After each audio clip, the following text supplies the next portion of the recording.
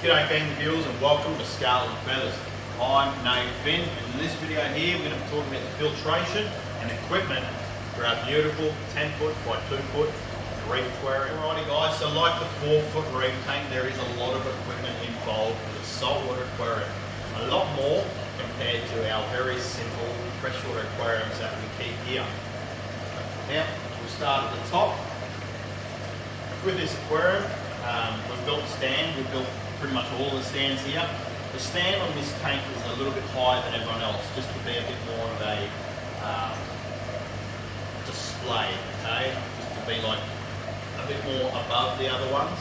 And I wanted that because of it is a special piece to me. So we put it on a stand a little bit higher than the other ones, and then we built our gooseneck to hold our lights, okay?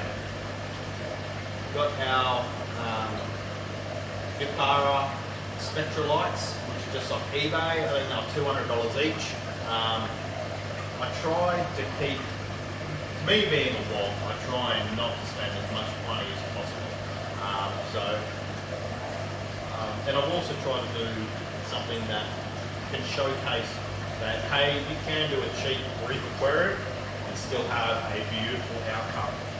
Yes, you will have better success from better lights and a better looking aquarium and a bit more easy to use, but these guys are pretty good and the aquarium looks happy and great, and it is simple and a bit more cheaper. So we got 5 of those guys up there. They do a 60 centimetre cube area square, so 60 by 60 by 60. As you can see, they line up the sections beautifully. It's not foam based, it's on a controller, which is a bit lame, but for $200 a pop, I'm not really complaining. So, like I said, we've got 5 of those up there, lighting up the aquarium. Right. Coming on down into the aquarium, we don't really have much aquarium equipment. We do have a dual head wave maker over there, which is currently off, so I did have it blowing, but a few of the corals over here were a bit unhappy with that, so I turned it off and it seems to be fine at the moment. Okay? Now the aquarium came to me undrilled, so I drilled everything on the aquarium. I drilled the 25mm inlet. No, that was already there, because if I wouldn't have done that, so that was already there. And we've used that for our main return into the tank. So we got that one there, which is our inlet into the tank. Then we got our outlets. We got 4, like 32 or 40mm bulkheads draining the top of the tank. And then we got another 1, 2, 3 inlets on the back wall,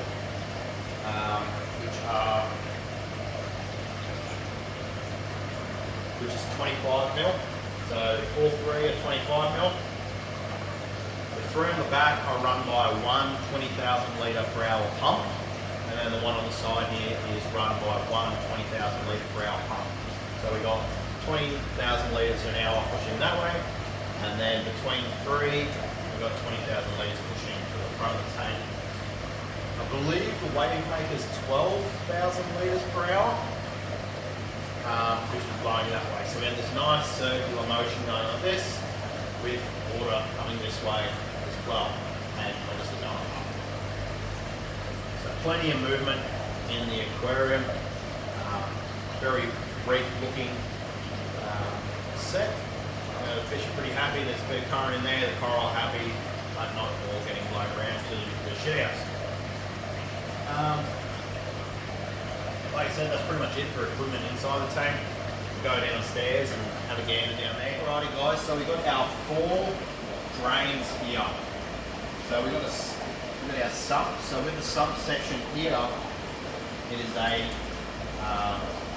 straight hard baffle, so there's no gaps in there for it to pass under, so the water gets forced into this square section and comes down and then back up into our collection cups, which need to be replaced because the wall's getting a bit air going, but so it goes down, comes up, over the selection cups, goes through the selection cups unless the selection cups start to build up and it heads over this way, But in a perfect theory, water comes down, comes back up, over the selection cups, through the selection cups, comes under this baffle and up and over. Going to our skimmer, which is a Seacam Division 500, so the biggest one they do in Seacam. When I've got it running well, it's perfect and I love it. I still have to twinkle with it sometimes, it's a bit annoying, but what can you do? Anyway, Seacam Division 500 skimmer, works well. Water goes through, rises up, gets collected in the collection cup. Anything extra comes through into our sock. We've got a bag of Seacam phosphate media, which reduces phosphates, and it is just enough for this tank. So normally my Fury's going to do an extra 25%. Next time I change that over, I will do an extra 25%. Okay? It states on the back of the tub to do it in a bag to say better results in the bag. I did have a reactor, but the reactor I had was rubbing it too much that it was starting to break down and cloud the water. The one on the 4-foot's a lot slower, so it wasn't breaking down as much and causing the aquarium to go cloudy. So I put that in the bag. I'm having good results with it, so if it works, we'll leave it. Underneath that baffle, rising up through our bio balls, okay.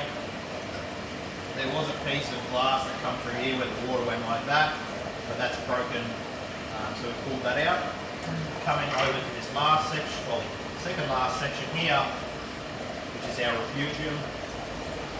We've got some more ceramic media, we've got some ceramic rods there, and then we got a introduction box which we put our macroalgae in, just because the water's too strong here, it will just suck it all up.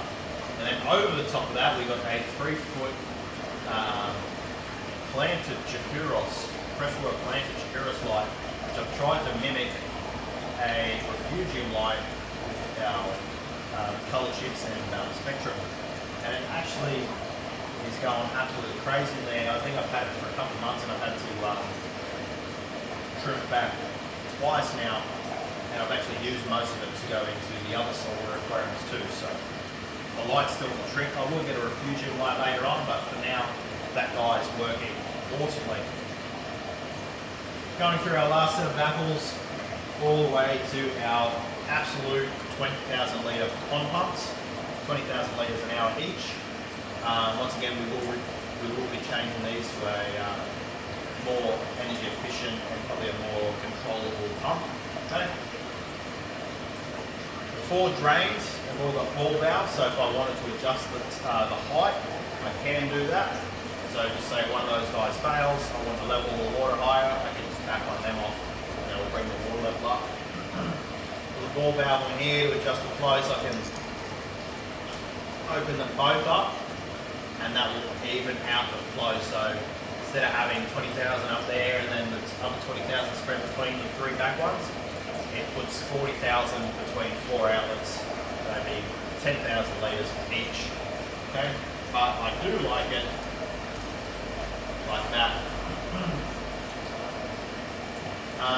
So that meets up and then branches out to that way, which goes into our Kalia chiller, which is the 500A. Through the chiller, back up into the aquarium. Then we have our dosing rack here, which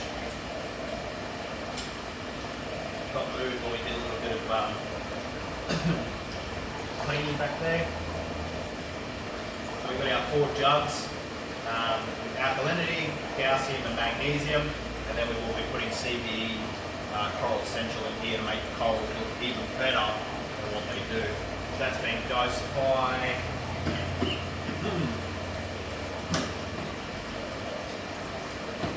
the Reef Doser Evo 4 by Aquatic.